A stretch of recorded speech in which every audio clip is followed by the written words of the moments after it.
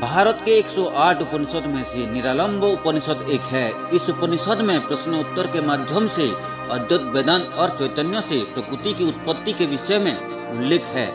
आज जैसे artificial intelligence काम कर रहा है, इस आर्टिफिशियल इंटेलिजेंस को बनाने से पहले कुछ विचार का प्रोग्रामिंग किया गया है। ऐसा होगा वैसा होगा, फिर आर्टिफिशियल इंटेलिजेंस वैसा काम करता है। इसी प्रकार उस शून्य परम चैतन्य ऑटोमेटिक अनलिमिटेड इंटेलिजेंट है। उसके पास अनंत सीमाहीन ज्ञान और विचार का भंडार है।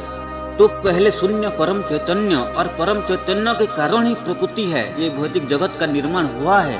आर्टिफिशियल इंटेलिजेंस भी विचार थॉट्स के प्रोग्रामिंग के कारण से चल रहा है। और इस प्रकृति में सारे वस्तुओं और जीवों को तीन प्रक्रिया से चल रहा है। पहले जन्म माने सृष्टि, ये है सृष्टि का कार्य माने ब्रह्म। फिर मृत्यु माने विनाश, ये है संहार माने महेश। और इसी जन्म मृत्यु के बीच जो समय है, ये है विष्णु माने पालन हो रहा है। तो इसी प्रकार ब्रह्मा विष्णु महेश कोई व्यक्ति या भगवान नहीं है, ये प्रकृति के तीन नियमों का प्रतीक है। In essence the Niralamba Upanishad encourages the path of self-realization, emphasizing the importance of seeing the world through the lens of the true self of consciousness, then the ego and its attachment। मनुष्य जीवन में निरालंब क्यों आवश्यक है? क्योंकि जहाँ अवलंबन है कोई दूसरा है, वही दुख है। और जहाँ निरालंब है वही पूर्णता है, वही आनंद है। हमारी चाहत होती है कि उसी अवस्था को पा लेने का, जहाँ कोई धोखा नहीं, जहाँ पूर्ण विश्रांति है।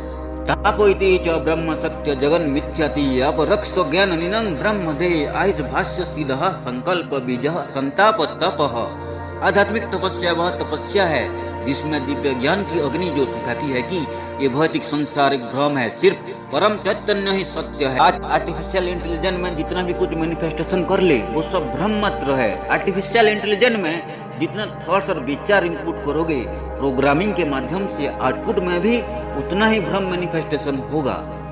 आर्टिफिशियल इंटेलिजेंस में अगर कोई दुनिया भी बन जाए, लेकिन वो सब इंसान के विचार से ही चलेगा, वो अपने आप में तो कभी भी चलेगा नहीं। क्योंकि आर्टिफिशियल इंटेलिजेंस मानव के विचार प्रोग्रामिंग के माध्यम से सॉफ्टवेयर और एप्लीकेशन बनकर एक्टिव हो रहा है। इसी प्रकार ये सारा प्रकृति भौतिक जगत उस चैतन्य के विचार से ही चल रहा है, और निर्माण भी हो रहा है और विनाश भी हो रहा है।